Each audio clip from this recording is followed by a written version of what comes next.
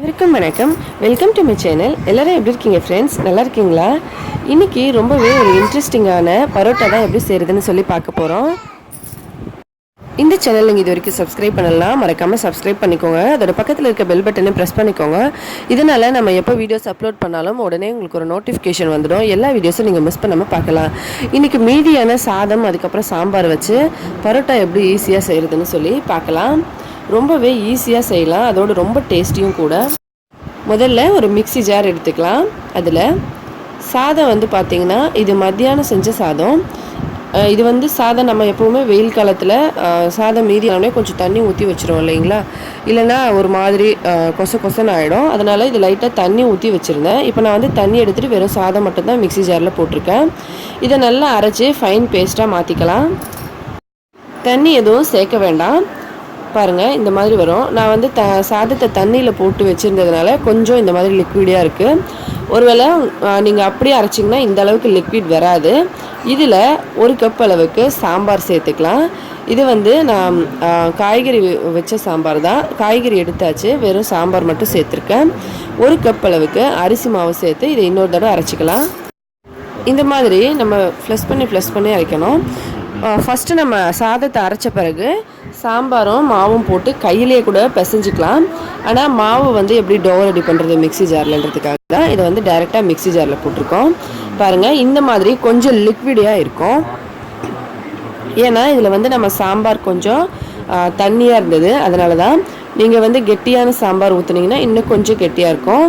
பாருங்கள், இந்த இடத்துல 1 கப் அளவுக்கு கோதுமை மாவு சேர்த்துக்கலாம். சேர்த்துட்டு இன்னொரு தடவை அதே மாதிரி ஃப்ளஷ் பண்ண மாதிரி அரைச்சிக்கலாம். இந்த இடத்துல கொஞ்சமாக உப்பு சேர்த்துக்கலாம். நம்ம வந்து சாம்பாரில் உப்பு கரெக்டாக இருக்குது, ஆனால் மாவுக்கும் சாதத்துக்கும் உப்பு தேவை இல்லையா? அதனால் இப்போ இதே மாதிரி மறுபடியும் ப்ளஸ் பண்ணி நல்லா அரைக்கலாம். ஒரு 2-3 தடவை இந்த மாதிரி பண்ணணும்னா சரியாயிடும். நமக்கு மிக்ஸி ஜார்லேயே டோ வந்து ரெடி ஆகிடும். பாருங்கள், இந்த டோ வந்து இப்போ கரெக்டாக இருக்குது. ஒருவேளை உங்களுக்கு ரொம்ப இன்னும் கொஞ்சம் லிக்விடாக இருந்ததுன்னா நீங்கள் வந்து கோதுமை மாவு சேர்த்துக்கலாம். ஆனால் இது வந்து இந்த கன்சிஸ்டன்சியே கரெக்டாக தான் இருக்குது. பாருங்கள், நான் இப்போ இந்த மாவை வந்து உங்களுக்கு எடுத்து காட்டுறேன். சப்பாத்தி மாவு பதத்துக்கு இது வந்துருச்சு, நல்லா சாஃப்டாக. இப்போ இதை எடுத்து ஒரு தட்டில் கொட்டிக்கலாம். ஒரு தட்டில் கொஞ்சமாக மாவு ஸ்ப்ளிட் பண்ணிவிட்டு நம்ம கையிலையும் கொஞ்சம் மாவு எடுத்துகிட்டு இதை உருட்டி ஒரு ரவுண்டான ஷேப்புக்கு கொண்டு வந்துடலாம். நமக்கு வந்து ஆல்ரெடி சப்பாத்தி மாவு மிக்ஸி ஜாரில் ரெடி ஆகிடுச்சு. இதை வந்து ஷேப் கொடுக்கறதுக்காக தான் நம்ம கையில் வச்சு இந்த மாதிரி மிக்ஸ் பண்ணியிருக்கோம். இப்போ நம்ம எப்பவும் போல் சப்பாத்தி பரோட்டா எப்படி திரட்டுவோமோ அந்த மாதிரி கொஞ்சமாக மாவு எடுத்து நான் வந்து கொஞ்சம் பெரிய உருண்டையாக எடுத்திருக்கேன். ஏன்னா இது வந்து நான் பரோட்டா செய்ய போகிறேன். நீங்கள் சப்பாத்தி செய்கிறதா இருந்தால் சின்ன உருண்டையாக எடுத்துக்கலாம். இதை இந்த மாதிரி எடுத்து நம்ம தேய்ச்சிக்கலாம்.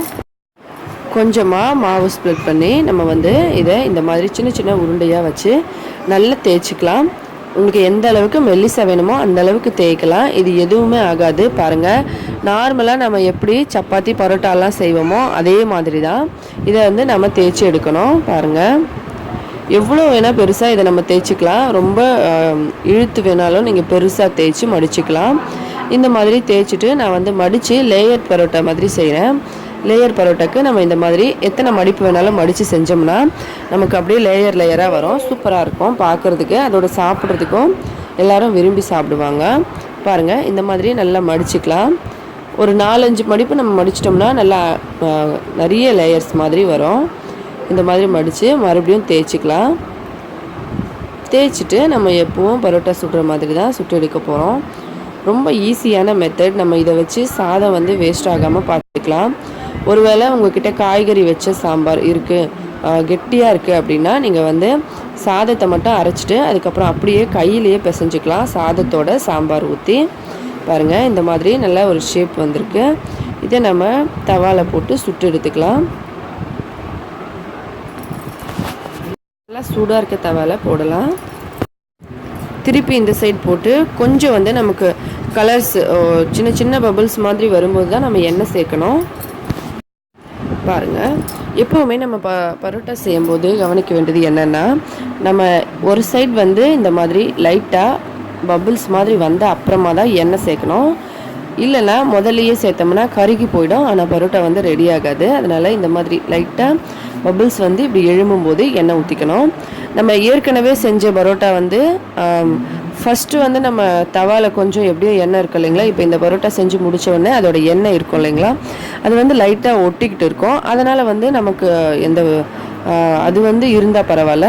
ஆனால் நம்ம வந்து எப்போவுமே பரோட்டாக்கு எக்ஸ்ட்ரா எண்ணெய் சேர்க்குறது வந்து இந்த மாதிரி பபுள்ஸ் வந்து அப்புறமா தான் சேர்க்கணும். இப்போ பாருங்கள், இந்த மாதிரி 2 பக்கம் திருப்பி போட்டு நல்லா நம்ம பரோட்டா எப்படி செய்வோமோ அந்த மாதிரி செஞ்சு எடுத்துக்கலாம். சூப்பராக ரெடி ஆகிடும். இதுக்கு வந்து ஒரு சைட் டிஷ் கூட வேண்டாம், வெறுமனவே கூட சாப்பிட்டுக்கலாம். அவ்வளோ சூப்பராக இருக்கும் இந்த பரோட்டா. பாருங்கள், ரெடி ஆகிடுச்சு. இதே மாதிரி எல்லாத்தையும் செஞ்சு எடுத்துக்கலாம்.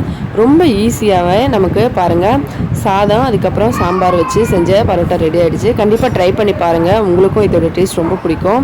இந்த வீடியோ பிடிச்சிருந்தா லைக் பண்ணுங்கள், உங்களோட ஃப்ரெண்ட்ஸுங்களுக்கெல்லாம் மறக்காமல் ஷேர் பண்ணுங்கள். மேலும் இதே போல் இன்னும் பல வீடியோஸ் பார்க்குறதுக்கு மறக்காமல் எங்களோட இந்த சேனலை சப்ஸ்கிரைப் பண்ணிக்கோங்க. இந்த வீடியோவை பார்த்த அனைத்து நண்பர்களுக்கும் மிக்க நன்றி. வணக்கம்.